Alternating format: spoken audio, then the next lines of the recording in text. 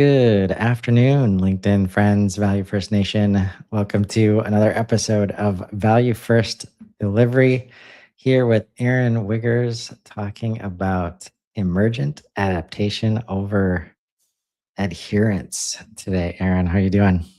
Doing great. Yeah, excited for this one. This is like one of my favorite parts of the whole experience. Right? And man, we could put this to bed so quick if we could just say this is what happens if you don't think about everything from a CYA contract perspective. Um, so I'll share the commitment first, and then we can dive in. Um, it's We will adapt to emerging needs, not just adhere to initial plans. This means we will build feedback loops that provide continuous insight rather than just milestone reviews. We will adjust approaches based on what we learn rather than strictly following initial plans, regardless of new information. We will recognize and respond to unexpected opportunities that emerge during delivery rather than limiting scope to original specifications. We will maintain flexible resources that can adapt to evolving priorities rather than optimizing for predetermined efficiency. And we will value learning and adaptation over predictability and control rather than treating change as project failure. And folks, in a world where AI is doubling in capability every couple months, I don't know how you can embrace anything other than this. Thoughts, Aaron? No, for sure. I think I was reading some of the notes earlier, and it was like the idea of the project being a quantum state where at any given time there are X number of potential outcomes, and you're basically planning for probabilities rather than, assuming static items.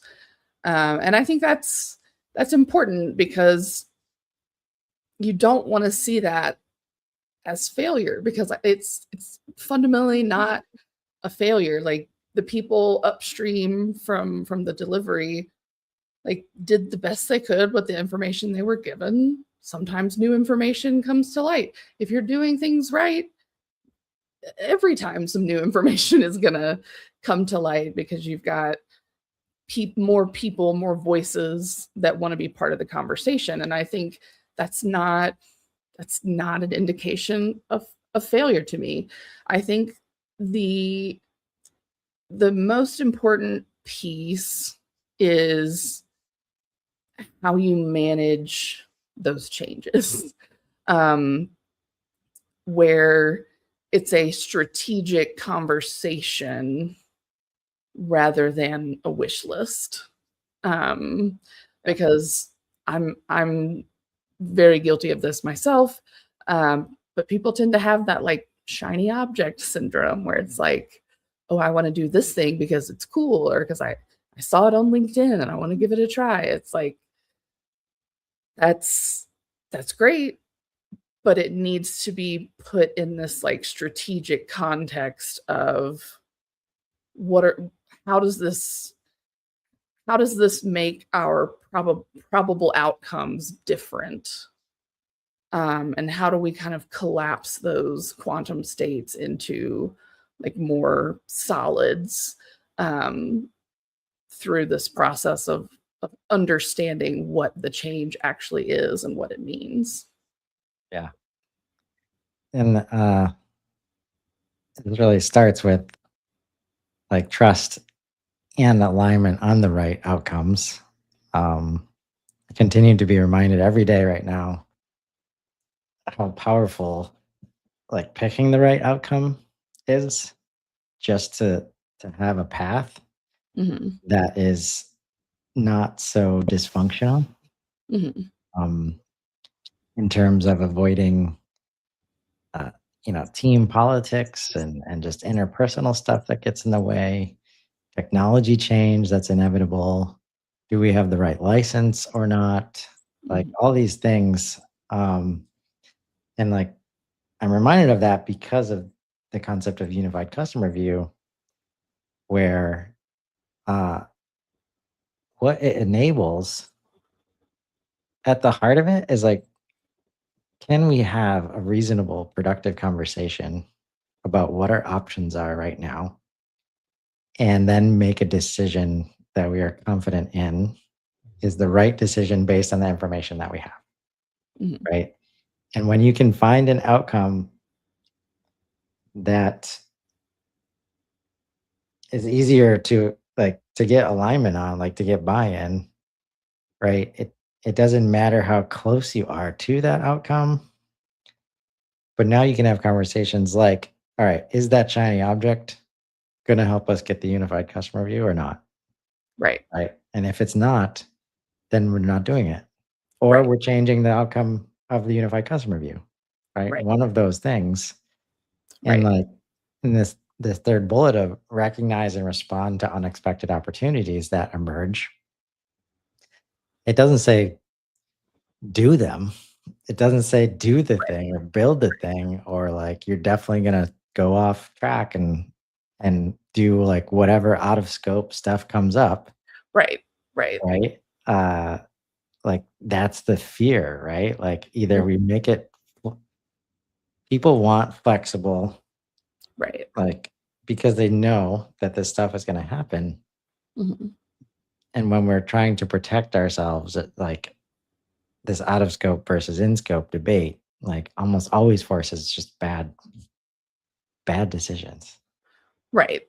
And just leads to friction in the like like the relationships among the teams, whether it's their internal team, your internal team, the collaboration between your two teams, um, where yeah, it just gets there. It's unnecessary friction that can be avoided.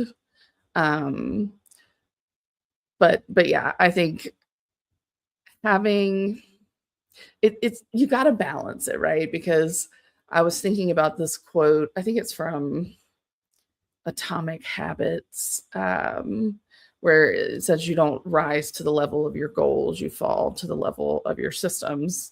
Um, I feel like everything that we're kind of talking about in this series is optimistic and assumes that we're working with people who are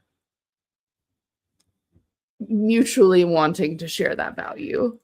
Um, and so I just want to like, I don't know, put it out there that like it's okay to to CYA. Like it's okay to do that because you never know who is just trying to make a buck or get something for free or whatever. So having that anchor in this like flexible process of like we're we are aligned on the outcomes, we are rowing in the same direction, we understand that that direction might change, and having a commitment on both sides of really thinking about the strategic value. So I think, yeah, that was kind of a rambling answer, but I think the mutual commitment to value um, is something that is important and not really talked about enough. Yeah, for sure. And I'm with you. Like, there's lots of, excuse me, there's lots of scenarios like where like the NDA is needed and like you just have to include these things to do job or to get to create value. Mhm. Just know that like trying to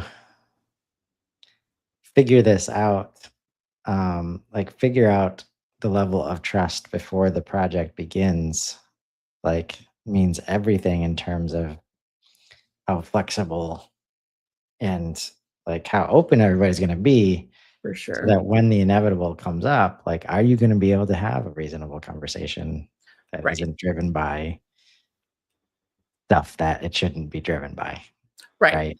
And I think um like by showing these like pillars that we're talking about through this series, um, in the discovery process, in the pre-sales process, and having a mutual understanding of like, this is how you're going to get the most value out of this. This is how I'm going to deliver that value for you. And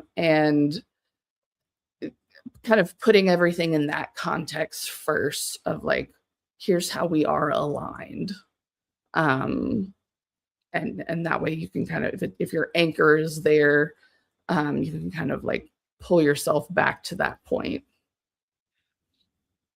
yeah, and really the goal of this whole series is talking to both sides, Right. because like this contractual relationship management, like, has been around for a while. And whether it's the CFO asking about hours and what was done for those hours, and just creating this space where it's like, okay, you're kind of forcing me into Mm-hmm.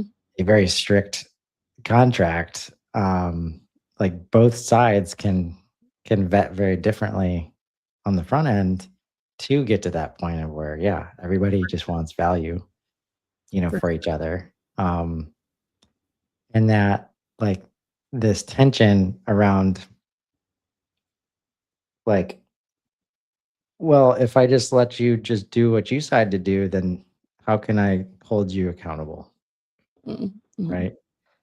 Um, how do you, when you've thought about it in relationship to accountability, how have you helped, maybe clients or your your agency partners, like, understand, like, oh, we've got to make, like, not everybody might get it right now, but if we don't make this change to the scope right now, like, Mm-hmm.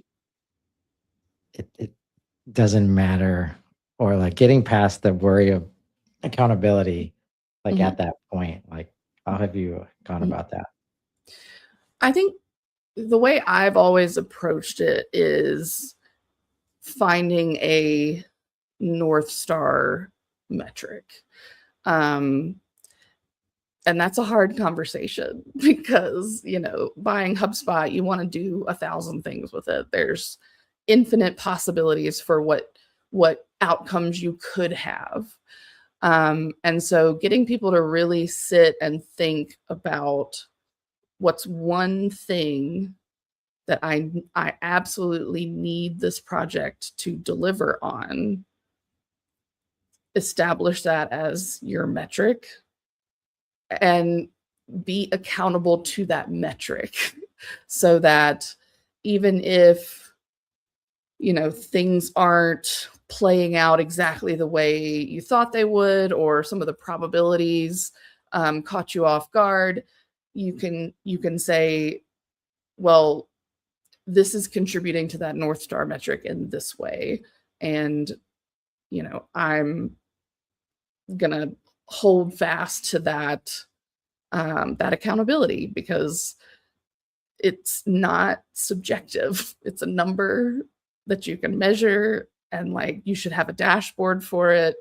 You should be looking at it at least once a week, if not more than that. Um, and yeah, just be able to, I think at the end of the day, everyone just wants to know that we're chipping away towards that goal. And so it's also a great motivator as well to let people know like, hey, we're making big strides. Here are the changes. Here's how your effort is paying off as well.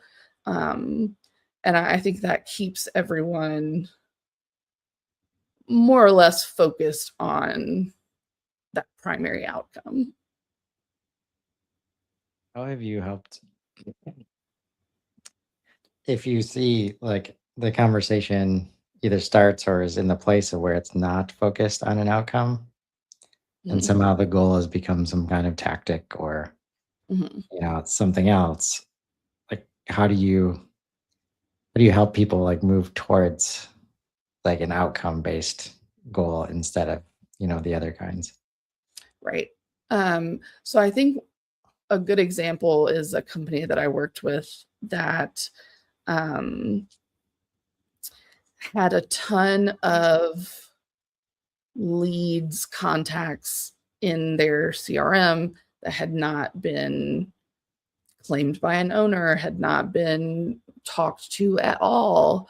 Um, but then they came to me and were wanting to run ABM campaigns. And I was just kind of straight up with them. I was like, we can do that, but you're sitting on a gold mine here of people that you already know, like they're already enriched in the CRM. They're ready for someone to reach out to them. So it's like if you can't have reliable execution on some of the like foundational elements, I think it's important to call those out early and before you say like, okay, let's move on to this next thing.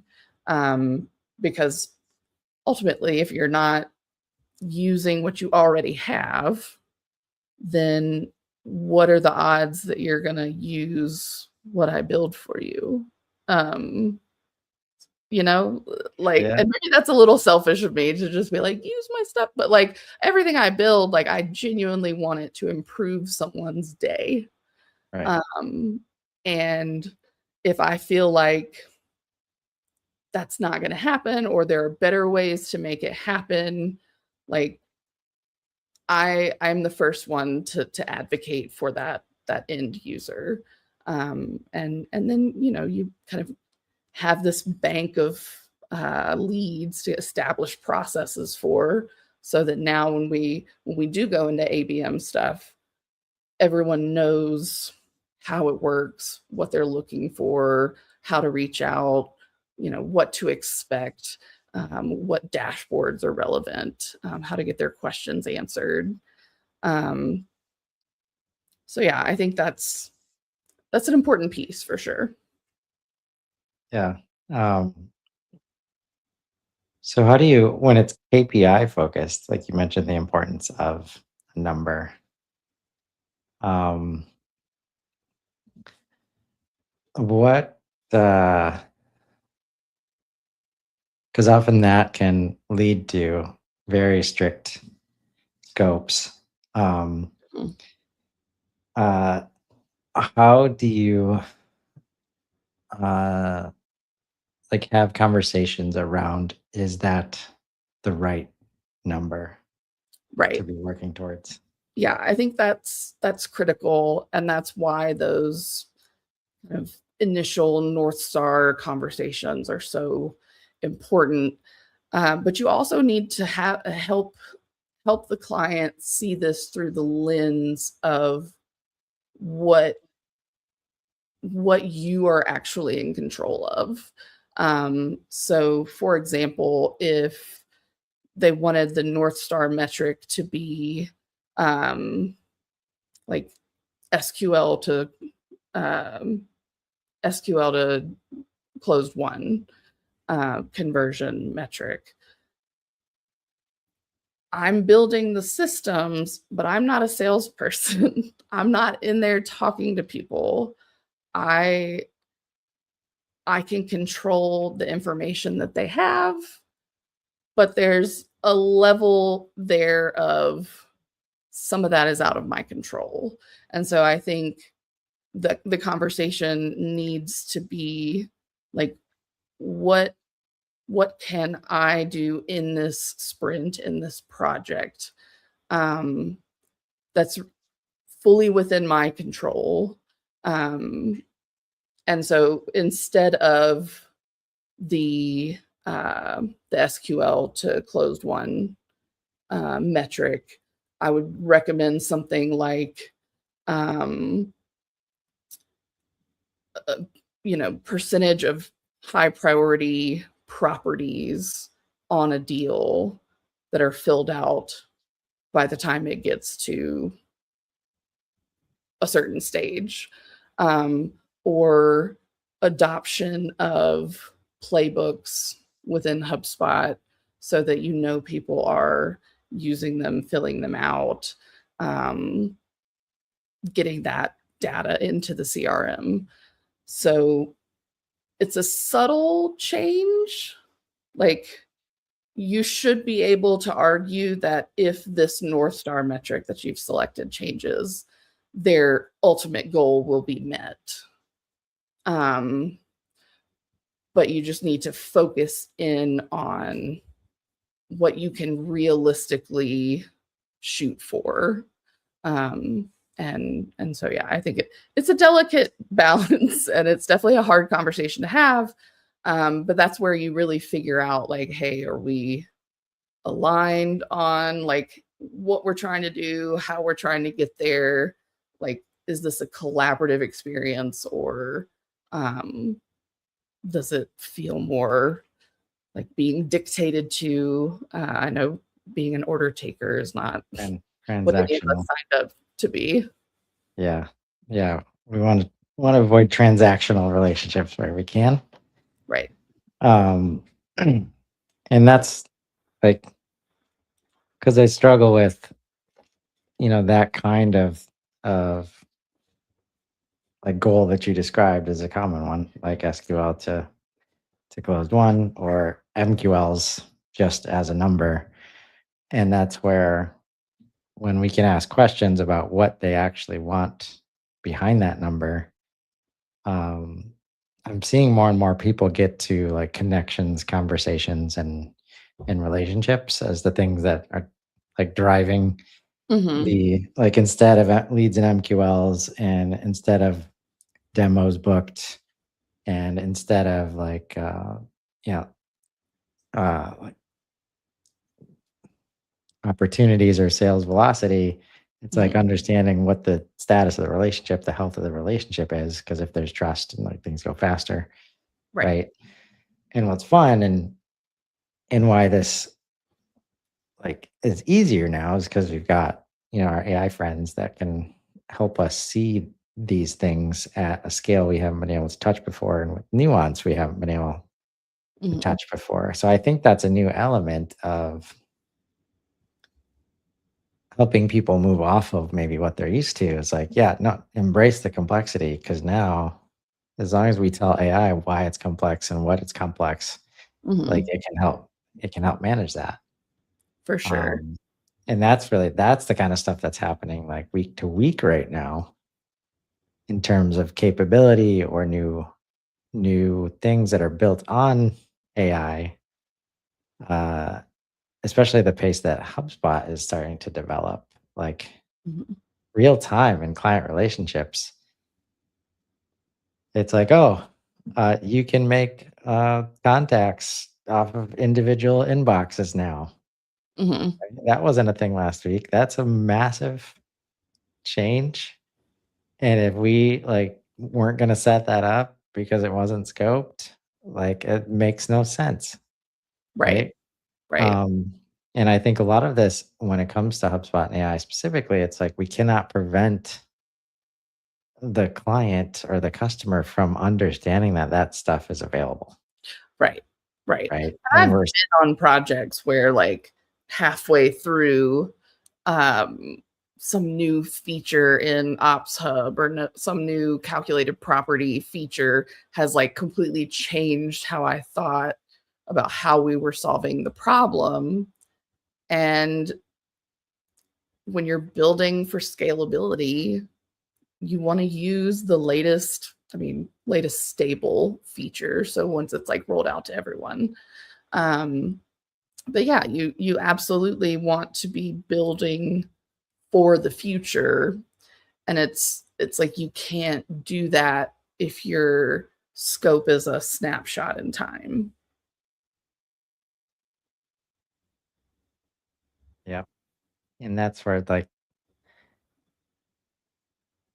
man, so much of this specific commitment comes down to how you start, right? For sure. Like, For sure. because I'm confident in all of our client relationships, and what we're finding out is like the power of UI extensions, as an example, basically creating whatever experience we want inside of a HubSpot record, Mhm. right? We're allowed to do that because we've got alignment on things like um, unified customer view and the data model and what the overall experience they want to have inside of HubSpot. I like we've maybe had like 2 UI extensions like scoped Mhm. with AI plus like what we're learning about what that affords us, completely rethinking the value in doing that. It's opening up other, you know, points of risk doing it that way. But when you see like the client light up, and this is where I've moved from like configuration only, try not to customize, right? Try not to do dev work if you don't have to a place of wow, like getting this foundation right of these two mechanisms and then add AI in. So it's data model, like the true foundation of the business, right?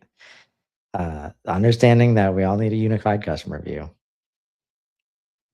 AI, and then the platform, the developer platform in HubSpot, which like flexes enough. It's like doing highly customized work inside of configurable spaces. It's it allows us to like say yes to almost anything that they ask for. And it's with great power comes great responsibility. Doesn't mean we should build everything. And we've Right. definitely learned some lessons about when to use native and when to customize and how much we want to be responsible for customizing on the platform. Mhm.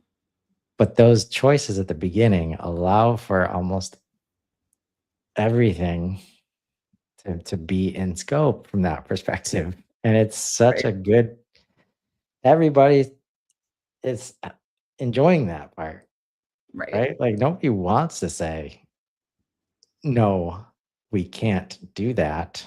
Right. Uh, whether it's because of the platform we've chosen or because it's in the contract, Mhm. right? Nobody actually wants it to have to say that. So this start of the process, I think, is like that's how you get to uh, the opportunity to be like adaptive and Right. flexible, right? Right. And Uh, I think it's helpful for me, but I have a sciency biology background, but it's helpful for me to kind of think of the tech stack for any given company as like its own ecosystem. Um, because when I think of it that way, there's all kinds of like pressures that you can put on an ecosystem to have some effect or like make some change. So, I mean, super simple example would be like if there's not enough rain, then the plants are going to die or whatever. So there are like things that you can control about the system. There are levers that you can kind of utilize. And the one of my favorite examples of this is when they reintroduced wolves to Yellowstone, um, the like downstream ripple effects that that had as far as like other populations of animals thriving because the wolves ate their predators or like there are a lot of consequences within an ecosystem that you can't necessarily see unless you map it out really clearly. And that's what I always, the kind of where I always start is like map the whole system, figure out where your levers are, and then kind of work backwards. If they give you like, I want this North Star KPI, kind of you used a good word earlier, the derivation, like figure out what goes into that metric and where your most effective levers are going to be. And it might be something that's not like immediately intuitive. And I think that's why it's important to be able to map it all out and then upload it to AI and say, like, what am I missing here? Or, upload it to AI and say, based on these current metrics, where's the most room for improvement? So I think if you as a human can break down the systems into their smallest component parts and then talk to AI long enough to get some insights out of that, um, then that's a much better start than really any other way. Any other way, and you're just kind of making assumptions. Like I never would have assumed that introducing wolves would cause like more trees to grow, because why would it? But it does. And so like you can understand it when you map everything out, but you kind of have to be able to zoom way out and then zoom all the way back in and kind of oscillate between those two, kind of quantum as well, um, to be able to understand how best to affect change within that system. Yeah.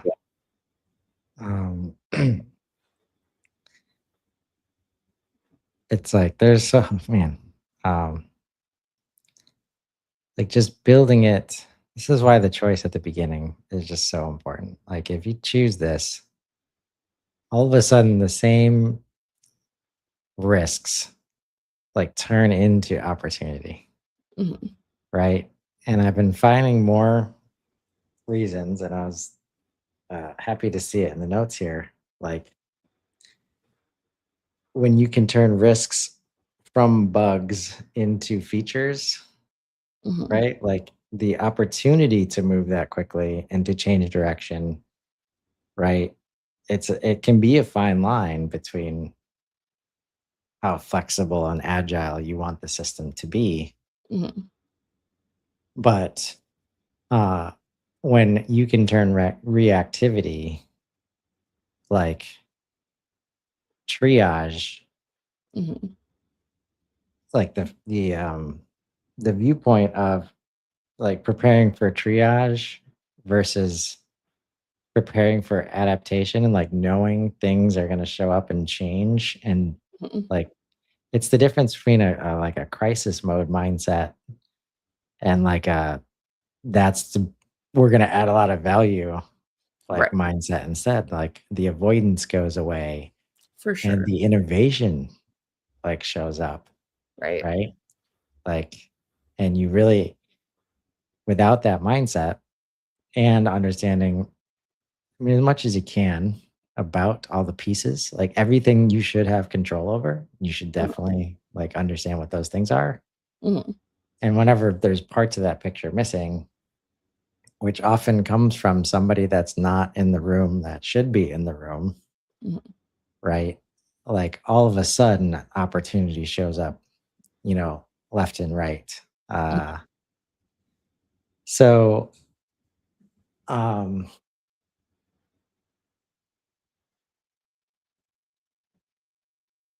as like, how do you like to lead as we kind of wrap, or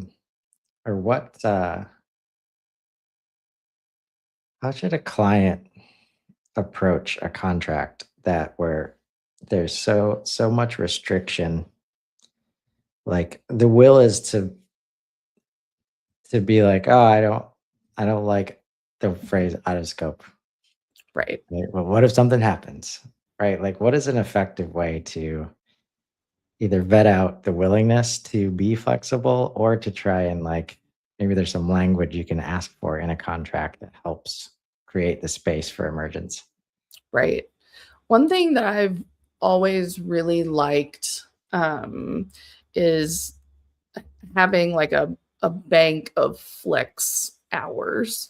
And I know people want to get away from like an hourly breakdown, but some measurable unit that you can say, um, this will cover us. And it could be depending on how complex the project is. If it's not super complex, maybe 5-10%, and it's baked into the contract. And then if you don't use it, you get it back at the end. Like you don't get charged for it. Or if you do use it, then you fully expected to use it. And um, that kind of that friction kind of goes away a little bit.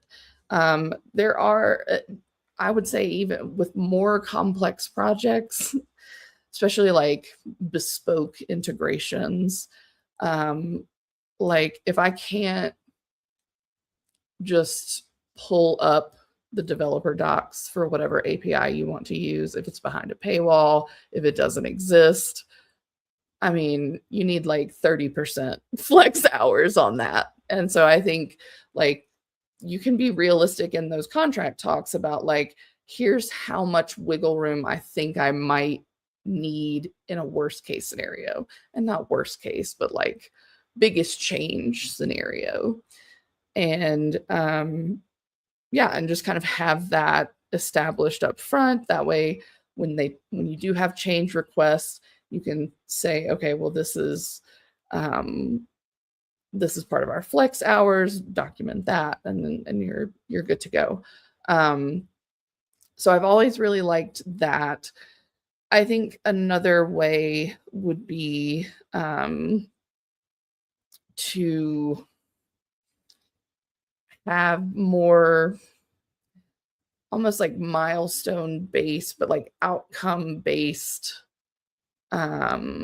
checkpoints where you kind of there's an understanding that like when we get to this point, we need to reevaluate and we need to understand what the next step is. So it's not so much a I guess it's just billing in smaller sprints, I guess, where it's like, okay, let's get to this point, reassess, figure out what the next move is, and kind of have an understanding of like each sprint is going to be X number of hours or X number of deliverables or however you want to break it down. Um, but being able to kind of quantify the wiggle room, I think is really helpful upfront.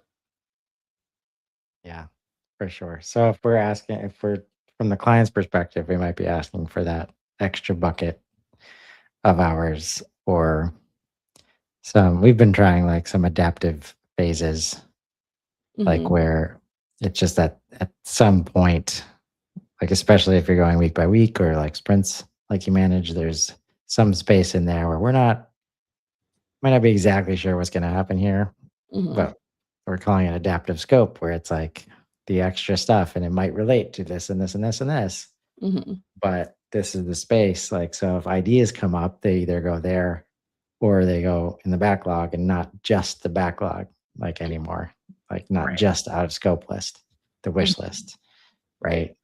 Right. So, and really like, I would think that that is a reasonable expectation for any business. So that's kind of like your first signal. Like if they're not willing to do that, then you Right. know how much change is involved in your business or what you want to accomplish. Like Right. probably not a great fit. Right. Um, Especially if you're communicating all of the things that we've been talking about in those early stages to where, you are genuinely committed to value rather than something rigid. I think when you frame it in that way, it doesn't, I don't know, it doesn't feel as risky anymore. It doesn't feel like, oh, I don't need the extras or anything like that. It's like, no, I'm just planning for the experts to make different choices in the future if those choices are going to help this project. And like, yeah, I think yeah, having those conversations early so that you don't feel icky about it, I guess. And so that nobody feels like, oh, they're just trying to get more out of me, or like they're trying to inflate things. Like if it comes from a place of, you want to get this outcome, here's our best guess. We think realistically there's about 20% wiggle room where we might want to do XYZ.